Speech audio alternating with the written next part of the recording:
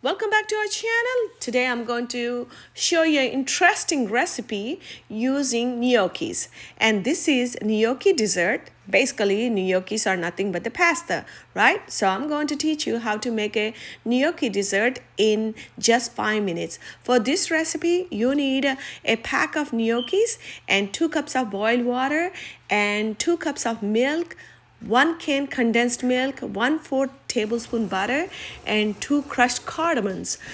These cardamoms are optional. This is just to add a nice aroma and flavor to the recipe. Let's start this recipe. Now you need to boil 2 cups of water, and once the water is boiled, add sliced gnocchis and cook for 2 minutes. After that, you're going to add 2 cups of milk, 1 can condensed milk, and 1/4 tablespoon butter and 2 crushed cardamoms to the pot. Let it cook for 3 minutes and turn off your stove, and your gnocchi dessert is ready to be served. Please like, share, and subscribe.